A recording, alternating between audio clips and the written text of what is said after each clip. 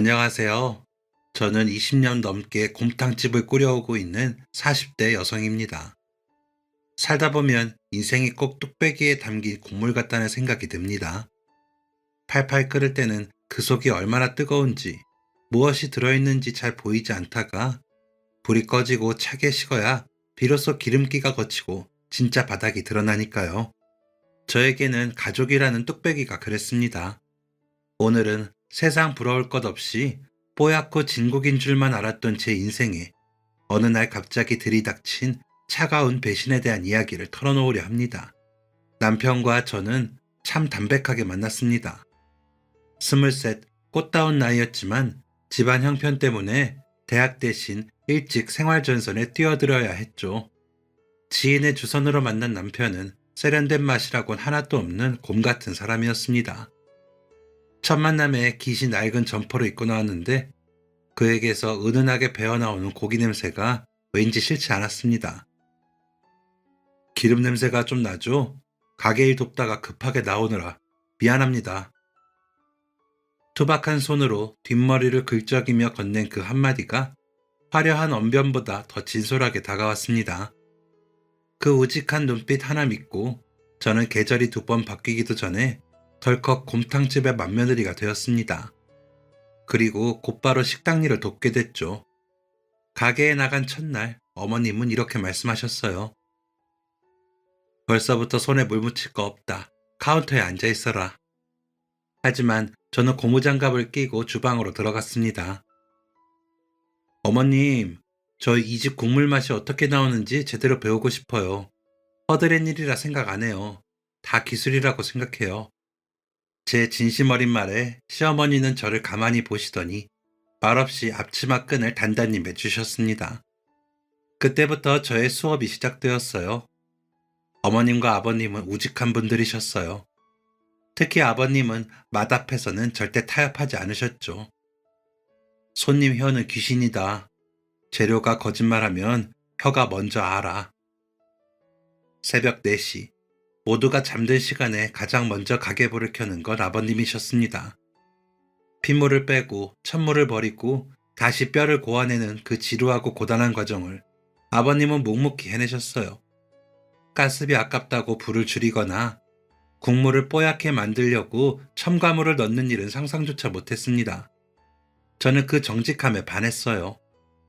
펄펄 끓는 가마솥 앞에서 기름을 걷어내는 일은 그야말로 인내심과의 싸움이었습니다. 뜨거운 증기가 얼굴을 덮치고 옷은 금세 땀과 육수 냄새로 절여졌죠. 한여름에는 숨이 턱턱 막혀서 현기증이 날 정도였습니다. 하지만 저는 꾀부리지 않았습니다. 아버님이 무거운 사골뼈를 나르시면 제가 먼저 달려가 거들었고 어머님이 김치를 담그시는 날에는 배추 수백 포기를 절이고 씻으며 밤을 새웠습니다. 시부모님이 이만하면 됐다고 하셔도 저는 한 번 더 헹구고 한 번 더 닦았습니다. 그건 시집살이의 고초가 아니라 장인 정신을 향한 제 나름의 존경의 표시였어요. 지성이면 감천이라고 했던가요? 묵묵히 제 몫을 해내는 며느리를 보며 시부모님의 눈빛도 서서히 달라지셨습니다. 그러던 어느 새벽이었어요. 아버님이 끓고 있는 가마솥을 가리키며 툭 던지듯 말씀하셨습니다. 간 한번 봐라. 심장이 쿵쾅거렸습니다. 그건 단순한 맛보기가 아니었습니다. 이 주방의 일원으로 인정하겠다는 무언의 시험이었죠. 떨리는 손으로 국자를 들어 국물을 맛보았습니다. 소금이 반 국자 더 들어가야 할 것 같아요. 그리고 불은 이제 좀 줄여서 뜸을 들이면 딱 좋겠습니다. 제 대답에 아버님은 입가에 옅은 미소를 띠시며 고개를 끄덕이셨습니다. 그래, 네가 나보다 낫다. 이제 불 조절은 네가 해라. 합격이었습니다. 그날 저녁 어머님은 낡은 장부와 가게 열쇠를 제 손에 쥐어주셨어요. 이제 네가 관리해라. 네가 우리보다 셈도 빠르고 야무지니까 믿고 맡기마. 그렇게 저는 이방인이 아니라 가게의 진짜 주인이 되어가고 있었습니다. 가게 일은 보람있지만 고단했어요. 자칫 삭막해질 수 있는 제 삶에 활력이 된 존재는 뜻밖에도 시누이인 아가씨였습니다. 보통 시누이라고 하면 얄미운 존재라는데 아가씨는 달랐습니다. 남편과 나이 차이가 꽤 나서 그런지 새언니인 저를 질투하기보다는 언니 언니 하며 금세 따랐어요. 대학생이 된 후로는 틈날 때마다 가게에 나와 일손을 도왔습니다. 언니, 저 왔어요. 오늘은 뭐부터 할까요? 팥 썰까요? 서빙할까요? 가게 문을 열고 들어오는 시누이의 목소리는 언제나 하이톤이었습니다. 요즘 아가씨답지 않게 꾀부리지 않고 한 손으로 무거운 뚝배기를 나르고 행주질도 척척 해냈죠. 아가씨는 저를 친언니처럼 따랐습니다. 곰 같은 남편이 챙기지 못하는 부분들을 세심히 채워주는 것도 아가씨 몫이었죠. 제 생일이 되면 케이크를 사들고 와서 촛불을 켜주고 한절기면 제 주머니에 핸드크림을 찔러 넣어줬어요. 우리 오빠같이 재미없는 사람하고 살아줘서 고마워요. 우리 엄마 아빠가 고집이 세서 힘들죠? 누구보다 내가 잘 알죠. 아가씨가 그렇게 말할 때면 저는 시댁 식구가 아니라 진짜 내 피부치 동생을 얻은 기분이었습니다. 기억에 남는 일화도 있었습니다. 그날은 특별한 날도 아닌데 손님이 물밀듯이 밀려와서 가게가 전쟁터를 방불케 했어요. 얼마나 바쁜지 주방에 있던 저까지 홀로 뛰쳐나와야 할 판이었죠. 그런데 마침 약속이 있다며 한껏 꾸미고 나가던 아가씨가 그 상황을 목격했습니다. 아가씨는 주저없이 핸드백을 던져두고 앞치마를 둘렀어요. 언니, 주방 지켜요. 홀은 제가 맡을게요. 곱게 화장을 하고 예쁜 원피스를 입은 채 아가씨는 땀을 뻘뻘 흘리며 테이블을 치우고 주문을 받았습니다. 손님들에게 싹싹하게 웃으며 응대하는 모습을 보니 왠지 모르게 코끝이 찡했어요. 일이 다 끝나고 녹초가 되어 주방 한편에 앉아 있는데 아가씨가 시원한 사이다 2잔을 들고 와서 제 옆에 털썩 앉더군요. 와, 오늘 진짜 대박이다. 그쵸? 언니, 다리 안 아파요? 그러게요. 미안해서 어떡해요. 오늘 데이트 있던 거 아니에요? 에이, 데이트가 대수예요. 우리 집 일이 먼저지. 그래도 너무너무 고마우면 나중에 맛있는 거 사줘요. 비싼 걸로요. 그렇게 말하는 아가씨를 보니 저도 모르게 웃음이 터졌습니다. 아가씨도 그런 저를 보며 마주 웃었어요. 여자 형제가 없어서인지 싹싹하고 애교 많은 아가씨에게 정을 많이 줬습니다. 그만큼 아가씨도 저에게 참 잘했어요. 정신없이 일하다 보니 시간이 눈 깜짝할 사이에 흘렀습니다.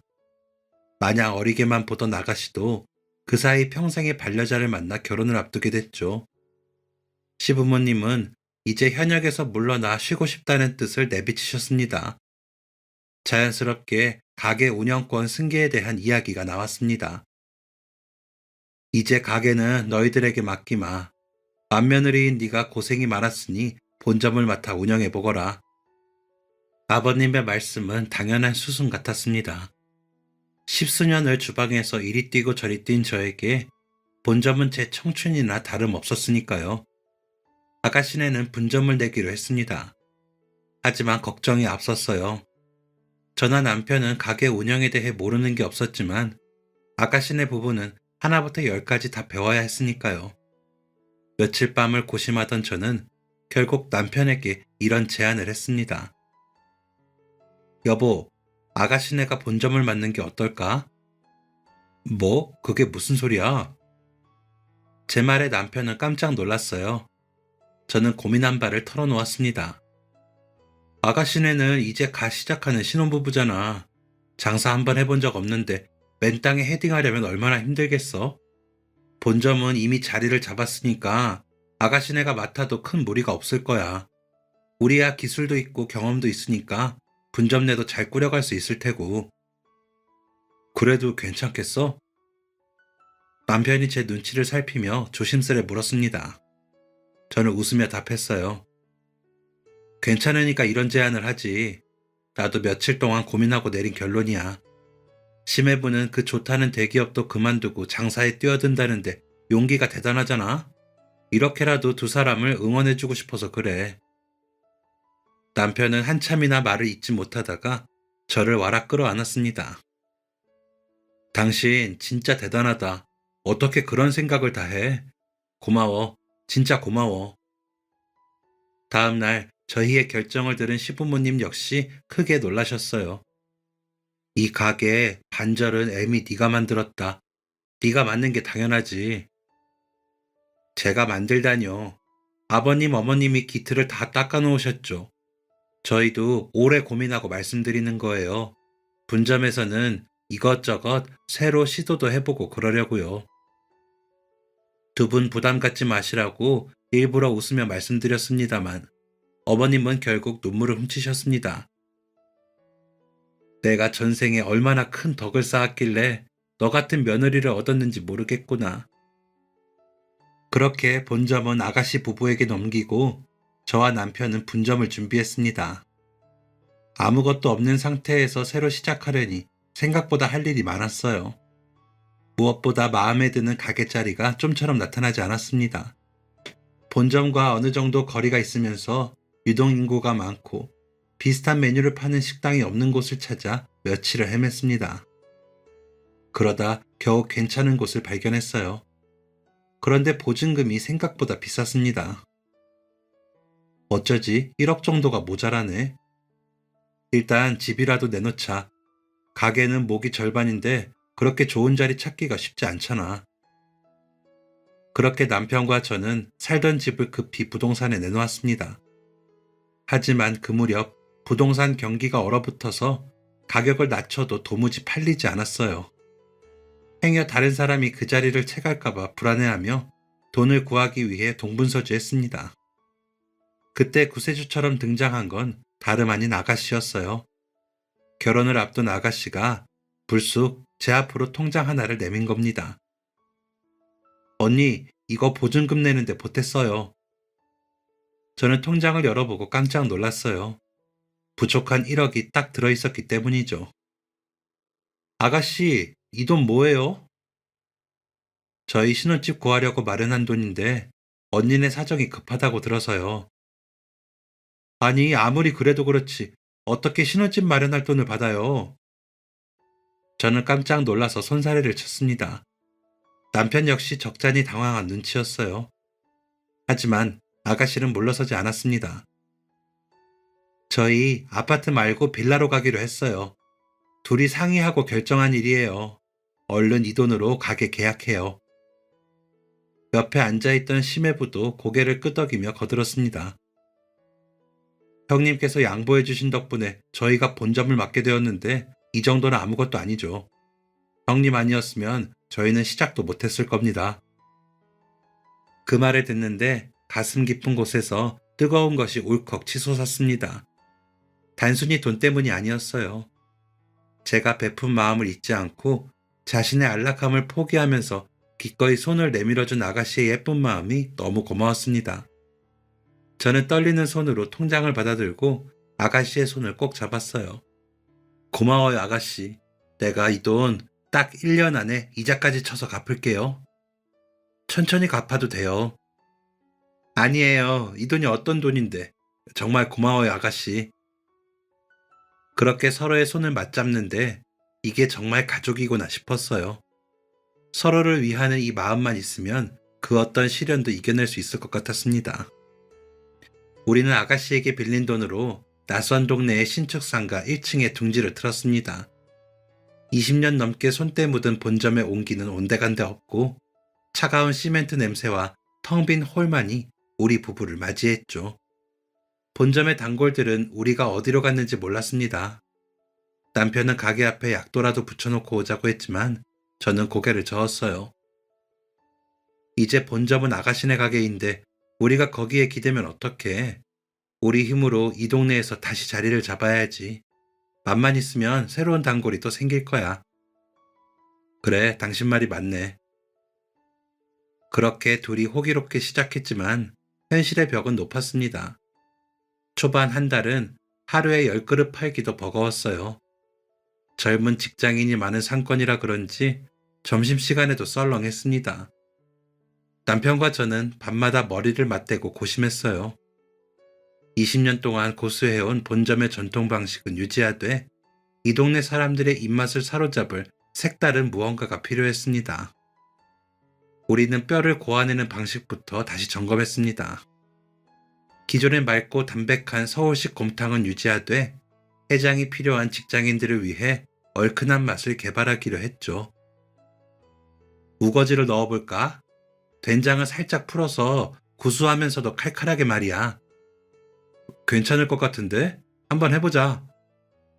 그날부터 남편과 저는 주방에서 살다시피 했습니다. 질 좋은 우거지를 구하러 새벽 시장을 5군데나 돌아다녔고, 곰탕의 깊은 맛을 해치지 않는 양념 비율을 찾기 위해 수백 번 국물을 맛보았죠. 혀가 마비될 정도로 간을 보고 땀을 비오듯 흘리며 육수통 앞을 지켰습니다. 그렇게 탄생한 것이 얼큰 우거지 곰탕이었습니다. 입안이 얼얼할 정도로 맵지만 삼키고 나면 사골의 진한 고소함이 속을 달래주는 맛이었죠. 남편과 저는 서로를 마주보며 웃었습니다. 이거다 여보, 이거면 됐어. 새로운 메뉴가 나왔지만 우리는 전단지 한 장 돌리지 않았습니다. 그저 새벽같이 나와 육수를 끓이고 매일 담근 겉절이를 상에 올렸죠. 그렇게 새 메뉴를 개발하고 가게를 정돈하느라 본점에 들릴 겨를이 없었어요. 그저 간간히 아가씨와 통화하며 서로의 안부를 물을 뿐이었죠. 아가씨의 목소리는 늘 들떠 있었습니다. 하지만 그 내용이 어딘가 제 마음을 불안하게 만들었어요. 언니, 이번에 가게 인테리어를 싹 바꿨어요. 젊은 사람들도 오게끔 카페처럼 꾸몄는데 진짜 멋져요. 카페처럼요? 곰탕과 카페라니 머릿속에 선뜻 그림이 그려지지 않았어요. 하지만 아가씨는 신이 나 있었습니다. 나중에 한번 와봐요. 깜짝 놀랄걸요? 그리고 그이 말대로 가게를 시스템화하니까 세상 편해요. 언니네도 자리 잡으면 알려줄게요. 그래요. 조만간 갈게요. 그렇게 전화만 주고받다가 분점을 오픈하고 2달 만에 본점에 갔습니다. 가게에 들어선 저는 입을 다물지 못했어요. 제가 알던 세월의 흔적이 묻어있던 그 정겨운 가게는 없었습니다. 번쩍이는 조명과 대리석 테이블, 그리고 벽면 가득 붙어있는 프랜차이즈 가맹문의 포스터가 낯설게 번들거리고 있었어요. 무엇보다 충격적인 건 주방이었습니다. 새벽 4시면 어김없이 켜져야 할 가마솥에 불이 꺼져 있었어요. 대신 창고에는 정체불명의 흰색 통들이 잔뜩 쌓여 있었죠. 저게 다 뭐예요? 육수는요? 아버님이 쓰시던 가마솥은 어디 갔어요? 저를 맞이한 심해부는 깔끔한 양복 차림이었습니다. 심해부는 제 물음에 대수롭지 않게 답했어요. 아, 저거요? 사골 농축액이에요. 기술이 얼마나 발전했는지 물 비율만 잘 맞추면 맛이 기가 막힙니다. 저는 귀를 의심했습니다. 아버님이 평생을 바쳐 지켜온 국물을 공장에서 찍어내는 농축액으로 대체했다니 믿어지지 않았어요. 제 굳은 표정을 의식한 듯 심해부가 얼른 설명을 덧붙였습니다. 본점만 운영할 때는 가마솥으로 육수 내도 괜찮죠. 근데 프랜차이즈화 하려면 뭐든 시스템화가 돼야 하거든요. 가맹점주들한테 새벽부터 나와서 육수 우리라고 할 수도 없고요. 변화는 그뿐만이 아니었습니다. 주방 한쪽에는 낯선 박스들이 쌓여 있었어요. 겉면에는 선명하게 중국산이라는 글자가 찍혀 있었습니다. 설마 김치도 사서 쓰는 거예요? 곰탕집은 김치 맛이 반인데. 요즘 인건비가 만만치 않잖아요. 배추 절이고 양념 버무리는 인건비 따지면 남는 게 없어요.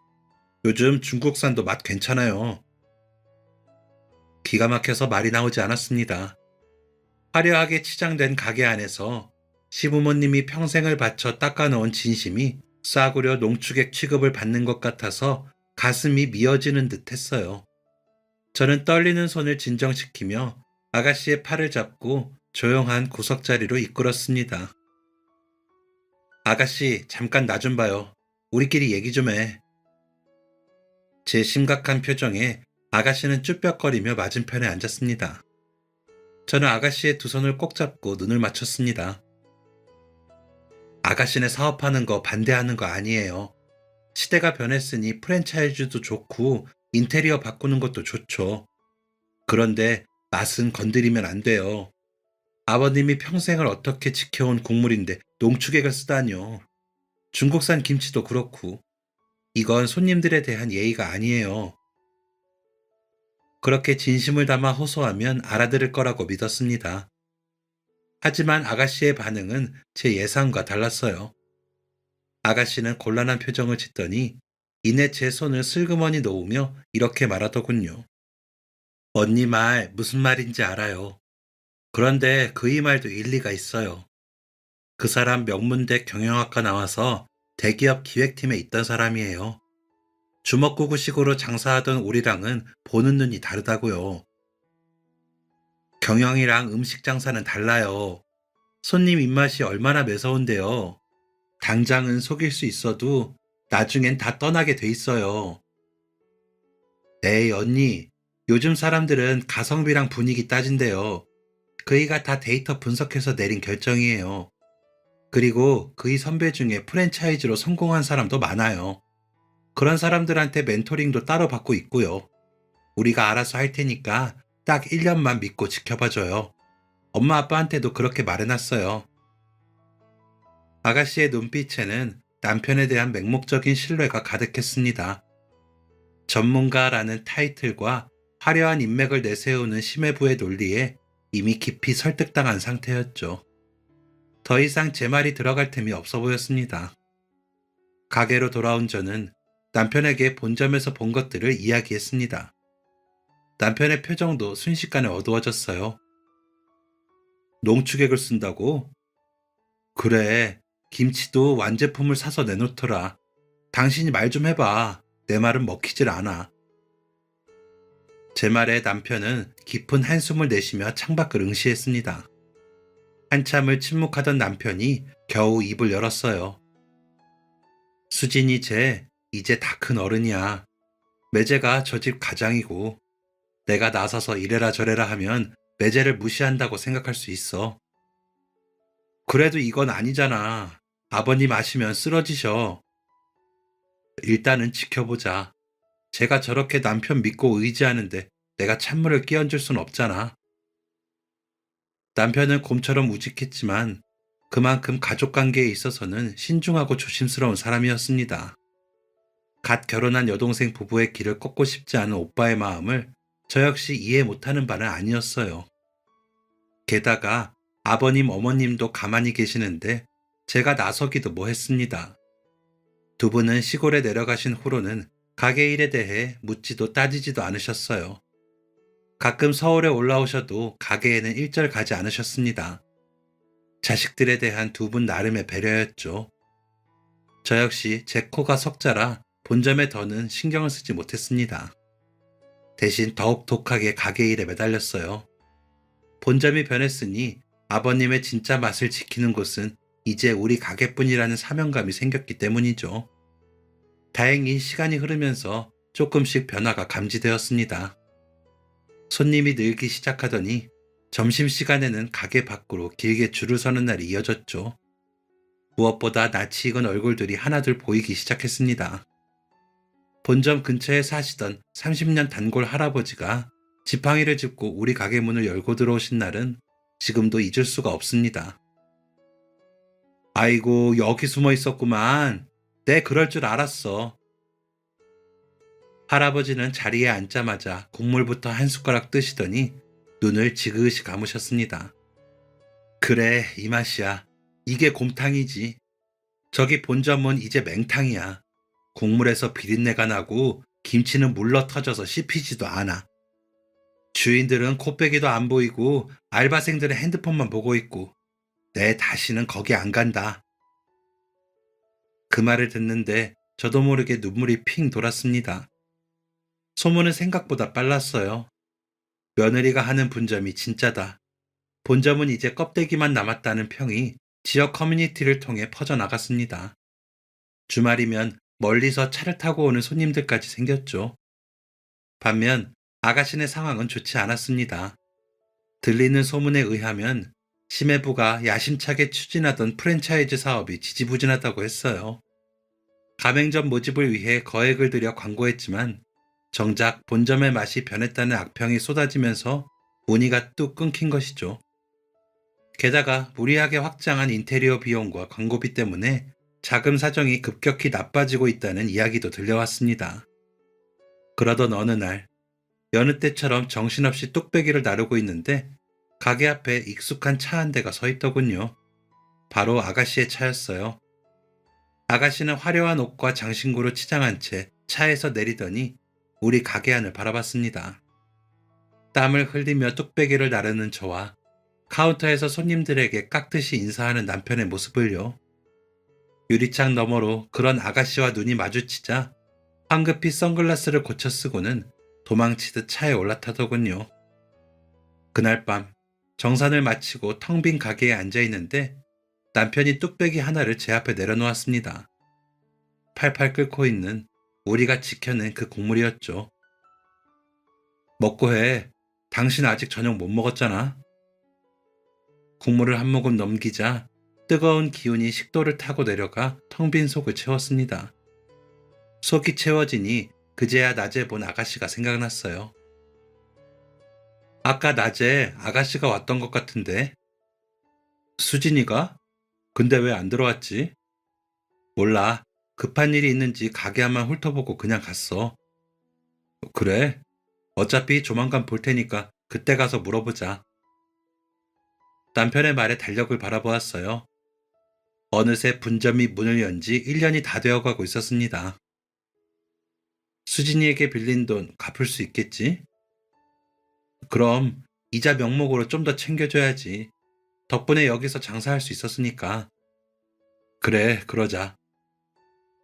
며칠 뒤 저는 은행에 가서 1억 원을 찾고 이자 명목으로 1,000만 원을 더 찾았습니다. 우리가 힘들 때 선뜻 집 보증금을 내어준 그 고마운 마음에 보답하기 위해서였죠. 아가씨에게는 미리 말을 해두고 남편과 함께 오랜만에 본점으로 향했습니다.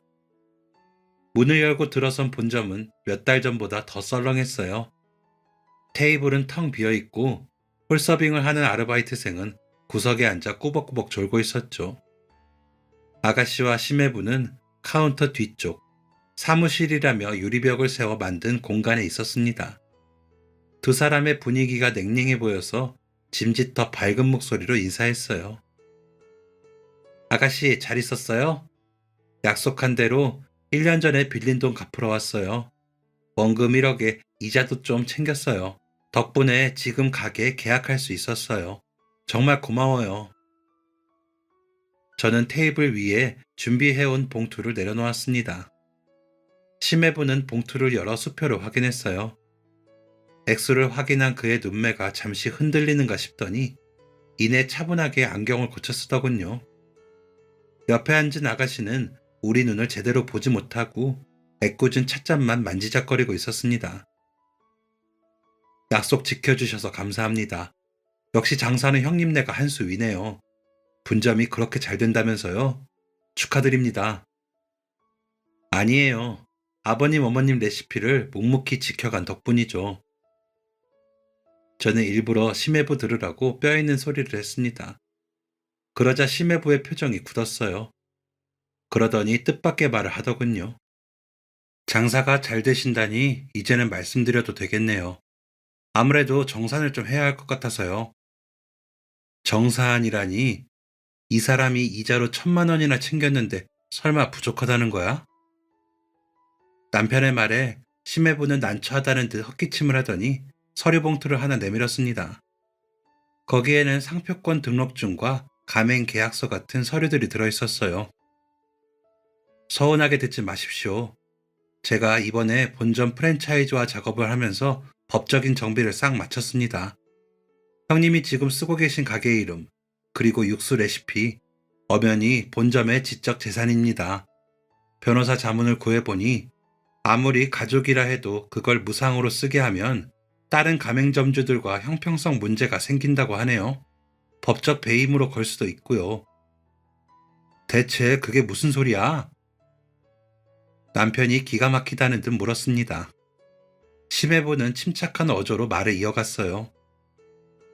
브랜드 사용료라고 생각하시면 됩니다. 원래 가맹비가 1억 원으로 책정되어 있는데 가족이니까 50% 할인해서 5천만 원만 받겠습니다. 제가 욕심을 부리는 게 아니라 회사를 키우려면 시스템을 갖춰야 해서 어쩔 수가 없습니다. 형님네도 이제 사업하시니까 이해하시리라 믿습니다. 머리를 한 대 얻어맞은 것 같았습니다. 시아버님이 낡은 간판을 달고 시작했을 때부터 지켜온 그 이름과 며느리인 제가 밤을 새워가며 다듬어온 그 곡물 맛을 법과 시스템이라는 차가운 단어로 포장해 돈을 요구하는 행태가 어처구니 없었어요. 진심이에요? 이 가게의 이름 아버님이 지으신 거예요. 레시피도 다 아버님이 개발하신 거고요. 그걸 상표로 만들고 등록한 건 저희죠. 감정적으로 대응하실 문제가 아닙니다. 공과 사는 구분해야죠. 만약 입금이 어려우시면 죄송하지만 상표권 보호 차원에서 간판은 내리셔야 합니다. 레시피도 바꾸셔야 하고요. 저는 아가씨를 쳐다보았습니다. 제발 아니라고. 심해부가 너무 앞서가는 거라고 말해주길 바랐습니다. 하지만 아가씨는 한숨을 푹 쉬더니 어렵게 입을 열었어요. 언니, 오빠 말이 맞아요. 우리도 이제 법인 전환하고 제대로 해보려는 거예요. 언니네 장사도 잘 되잖아요. 5천이면 솔직히 언니네한테 그렇게 큰 돈도 아니고 나중에 문제 생기지 않게 깔끔하게 정리하는 게 서로에게 좋지 않겠어요? 그 순간 남편이 주먹을 꽉 쥐며 벌떡 일어났습니다. 야, 이수진, 너 지금 제정신이야? 오빠랑 세연이한테 4천을 더 내놓으라고? 우리가 너희한테 어떻게 했는데? 본점도 생각해서 그냥 내줬더니 기껏 한다는 게 법 따지면서 식구한테 돈 뜯어내는 거야? 가족끼리 이게 무슨 짓이냐고? 남편의 고함에 아가씨가 움찔하며 몸을 뒤로 뺐습니다. 하지만 심해부는 눈 하나 깜짝하지 않고 남편을 응시했어요. 형님, 진정하세요. 촌스럽게 왜 소리를 지릅니까? 가족일수록 돈 관계는 더 철저해야 하는 법입니다. 그래야 나중에 탈이 없죠. 남편은 당장이라도 심해부의 멱살을 잡을 듯 거칠게 숨을 몰아쉬었습니다. 저는 남편의 옷자락을 잡아당겨 자리에 앉혔어요. 저 역시 분노가 치밀어 올랐지만 애써 참았습니다. 여기서 소리 지르고 싸워봤자 남는 건 진흙탕사한 뿐이니까요. 이미 저들은 가족이라는 울타리보다 돈과 계약을 선택한 사람들이었습니다. 저는 남편의 손등을 토닥이며 진정시킨 뒤 심해부와 아가씨를 번갈아 보았습니다. 내가 알던 사랑스러운 동생 수진이는 이제 남편의 등 뒤에 숨어 계산기를 두드리는 낯선 여자가 되어 있었어요. 알았어요. 그깟 5천. 송금해 드릴게요. 제 말에 심해부의 입가에 옅은 미소가 번졌습니다. 아가씨는 안도의 한숨을 내쉬었어요. 저는 핸드폰을 꺼내 은행 앱을 켰습니다. 그리고 망설임 없이 아가씨 계좌로 5천만 원을 보냈습니다. 자, 보냈어요. 이제 됐죠? 역시 통이 크시네요. 앞으로도 저희 브랜드 잘 부탁드립니다. 심해부가 만족스러운 듯 서류를 챙기며 말했습니다. 저는 자리에서 일어나 가방을 챙겼어요. 그리고 선언하듯 말했습니다. 착각하지 마세요. 브랜드 가맹비로 보낸 돈 아니니까. 이 돈은 가족이라는 이름으로 그간 맺어온 인연을 깨끗하게 청산하는 비용입니다. 제 말에 남편도 자리에서 일어났습니다. 그리고 분노를 애써 억누르며 제 말을 이어받았어요. 이 사람 말이 맞다. 오늘부로 우리 인연은 끝이다. 앞으로 다시는 우리 가게 찾아오지 마. 저와 남편의 통보에 아가씨가 움찔했습니다. 저는 그런 아가씨를 보며 나직하게 말했어요. 아가씨, 돈은 줬으니 이제 우리 사이에 빚은 없는 거예요. 그리고 하나만 말할게요. 돈으로 시스템은 살 수 있어도 사람 마음은 못 사요. 나중에 크게 후회할 날이 올 거예요. 제 서늘한 경고에 아가씨의 눈동자가 흔들렸습니다. 무언가 말하려는 듯 입술을 달싹였지만 심해부가 그녀의 어깨를 감싸쥐자 다시 입을 다물어 버리더군요. 남편은 분을 삭히지 못한 채 씩씩거리며 밖으로 나갔고 저도 그대로 가게를 빠져나왔습니다. 차에 타자마자 남편이 핸들을 주먹으로 내리치며 울분을 토했어요. 내가, 내가 쟤를 어떻게 키웠는데 어떻게 핏줄인 나한테 이럴 수가 있어? 여보 그만해. 액땜했다고 치자. 차라리 잘 됐어. 이제 저쪽 눈치 볼 필요 없이 우리 마음대로 할 수 있잖아. 저는 남편을 위로하며 곧바로 간판 업체에 전화를 걸었습니다.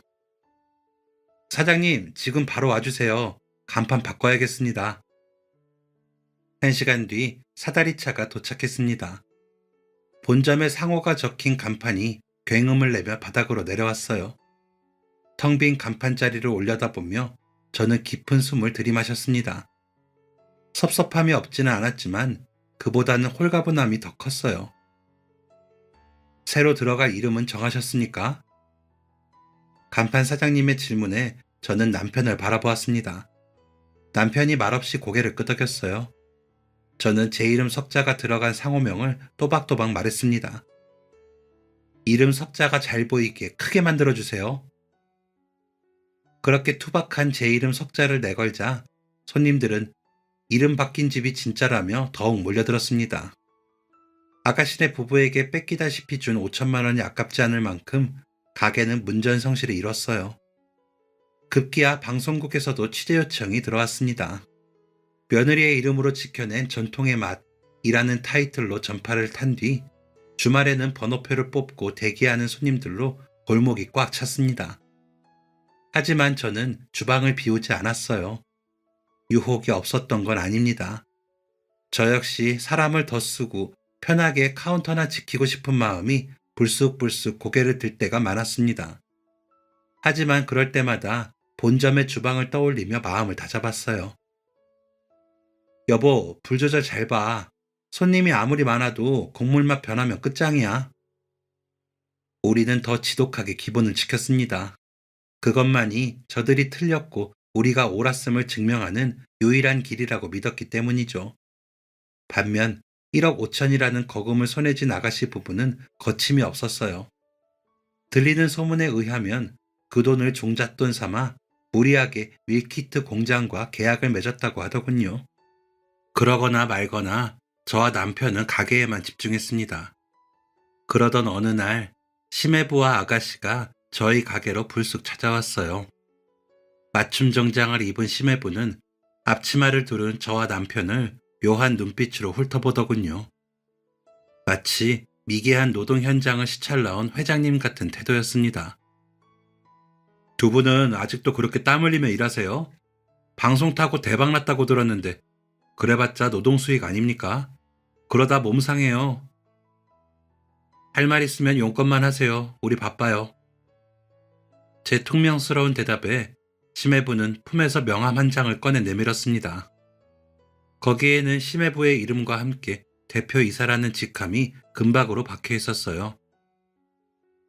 저희 이번에 밀키트 런칭하는 거 아시죠? 제가 가족 특혜로 형님네도 끼워드릴까 해서 왔습니다. 지금 버신 돈 은행에 썩히지 말고 저희 회사에 투자하세요. 상장하면 10배는 뜁니다. 이제 그 솥단지 앞에서 해방되셔야죠. 그러자 옆에 있던 아가씨가 얼른 거들더군요. 언니, 이 사람 말대로 해요. 언제까지 이렇게 고생하며 살 순 없잖아요. 두 사람의 눈에는 광기가 서려 있었습니다. 땀의 가치를 잊고 숫자 노름에 취해버린 사람들의 눈빛이었죠. 저는 앞치마에 손을 닦으며 그들을 똑바로 쳐다보았습니다. 나는 내 손으로 만든 것만 믿어요. 공장에서 기계로 찍어낸 국물에 내 돈 섞을 생각 추호도 없으니까 돌아가요. 그리고 그 잘난 인맥 믿기 전에 본점 육수나 챙겨요. 손님들이 다 우리 가게 와서 본점 욕을 얼마나 하는지 알아요? 거참 기회를 줘도 발로 차시니 나중에 후회하지 마세요. 심해부는 혀를 차며 가게를 나갔고 아가씨는 안타까운 표정으로 저와 남편을 돌아보다가 마지못해 그 뒤를 따라 나섰습니다. 그게 두 사람의 화려한 마지막 모습이었어요. 단가를 맞추려고 대량 생산 노하우가 없는 저가형 공장에 일을 맡긴 게 화근이었습니다. 멸균 처리 과정에서 곰탕 특유의 구수한 풍미가 사라지고 묘한 쩐내가 나기 시작한 거죠. 설상가상으로 원가 절감을 한다고 중국산 저급 파를 사용하다가 이물질이 검출되는 사고까지 터지고 말았습니다. 인터넷 커뮤니티와 맘카페는 순식간에 불타올랐어요. 악플이 걷잡을 수 없이 쏟아졌고 대규모 환불 사태가 벌어졌죠. 판매 사이트에서는 판매 중단 조치를 내렸고 이미지 타격을 입은 가맹점주들의 항의와 소송까지 이어졌습니다.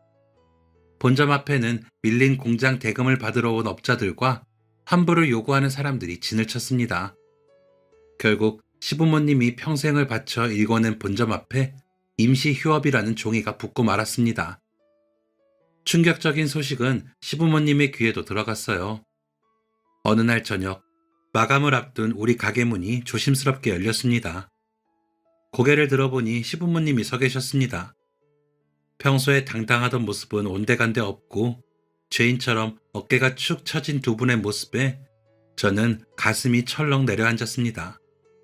제가 놀라서 달려가자 어머님은 제 손을 잡고 그 자리에 주저앉아 통곡하셨습니다. 애미야, 내가 죄인이다.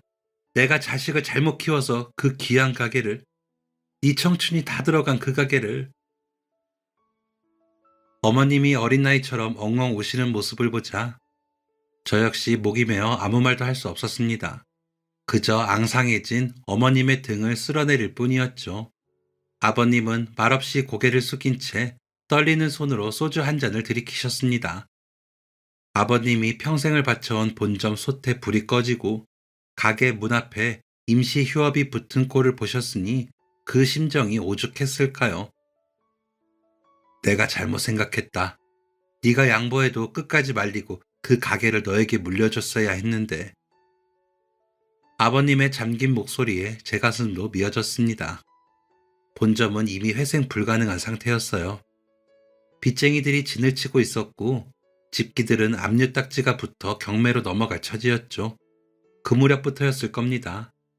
아가씨네 부부가 하루가 멀다 하고 싸운다는 소리가 들려왔어요. 돈이 있을 때는 인꼬부부 같던 두 사람이 바닥이 드러나자 서로를 물어뜯기 바빴던 겁니다. 하지만 부부 사이의 일이니 저희가 섣불리 개입할 수는 없었습니다. 저희는 묵묵히 가게를 지키는 수밖에 별다른 도리가 없었어요. 시부모님은 저희가 본점의 맛을 유지해가는 것에 고마워하셨습니다. 애미야, 좀 수고스럽더라도 오래된 우리 단골들 생각해서 가게를 오래오래 운영해다오. 그럼요, 아버님. 걱정 마세요. 그렇게 또 한 계절이 지나가고 있었습니다. 뜨거운 여름이 지나고 스산한 가을이 찾아왔어요. 비가 억수같이 쏟아지던 늦가을 밤이었습니다. 마지막 손님이 나가고 셔터를 내리려는데 가게 앞 가로등 아래에서 누군가 서성이고 있었어요. 우산도 없이 비를 쫄딱 맞은 채 덜덜 떨고 있는 그 형체가 어딘가 낯이 익었습니다. 누구지? 손님인가? 영업 끝났는데. 남편이 다가가려다 멈칫했습니다.